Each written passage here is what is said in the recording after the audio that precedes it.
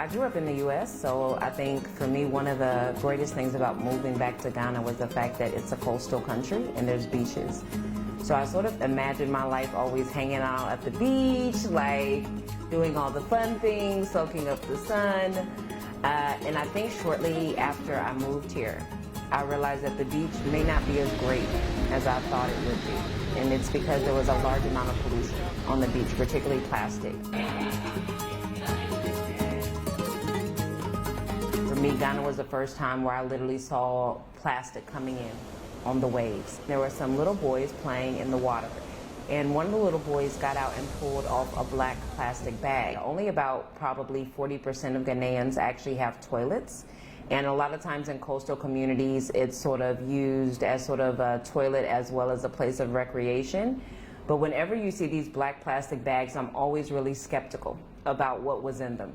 So when I saw this little boy coming out, pulling this black plastic bag that only God knows what was in it before, like I was just like, this is so horrible.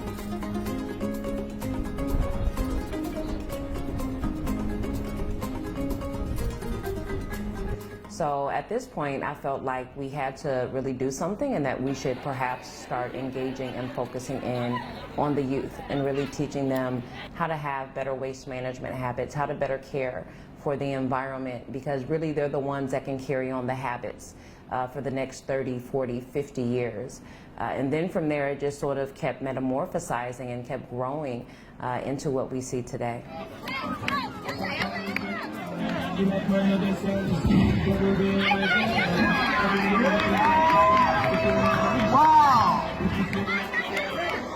Every year we actually have a fundraiser called Float Your Boat, where we actually encourage children to build boats from plastic bottles and they race them. So this is our 5th year doing Float Your Boat as well. But we really try to get them to see that sometimes the things that you think are waste, if you are a little bit creative, apply a little bit of imagination, you can actually make it into something else, perhaps even a product that you want to sell.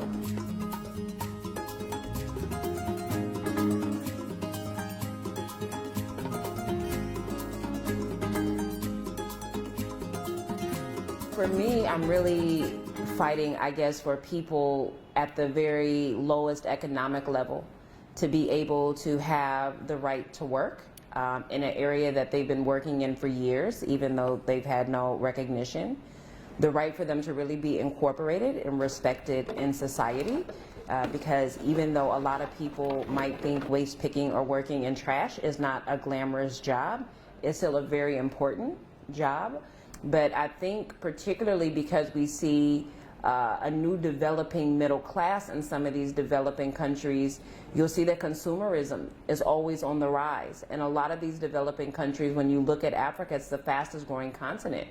So knowing that you have a lot more people that are going to want to consume more, and we don't have facilities to have waste management, which then impacts health, which then impacts water, I think that this is totally a global issue. Yeah, and I think this bottle too, and then this one, make sure they remove it because it's not the same. All right.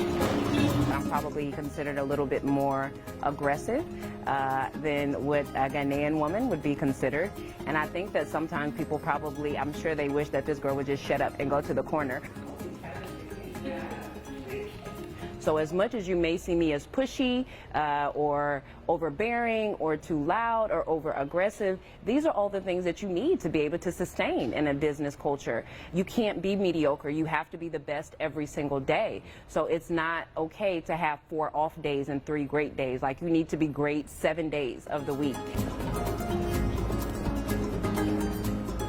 I'm sure some people would love to blacklist me, but they can't figure out how I keep infiltrating.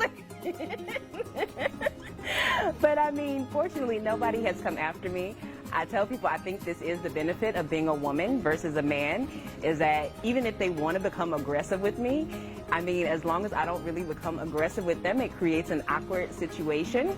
So I really believe in killing with kindness.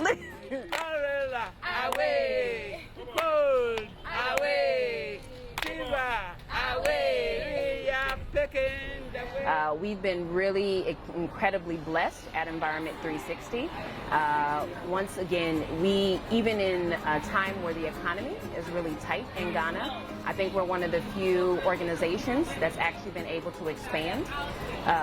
We don't have a shortage of partners or individuals that are interested in us, that believe in our cause, that sort of help push us to the front. So in the end, yes, it does pay in many ways.